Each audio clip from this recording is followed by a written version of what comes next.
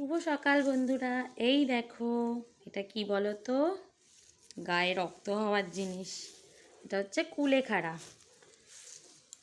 তো আজকে শুকতে হবে কুলেখাড়া দিয়ে। আর এই দেখো, আর একটা জিনিস দেখাচ্ছি। এই দেখো পুঁই শাক। কি সুন্দর দেখো ডাঁটাগুলো। কালকে মামা শ্বশুর এসেছিল, তাই এই পুঁই শাকগুলো দিয়ে গেছে। আমি আবার শাক পাতা খেতে খুব ভালোবাসি। তাই বরমশাই আবার বাজারে গেল, কী নিয়ে আসবে জানি না।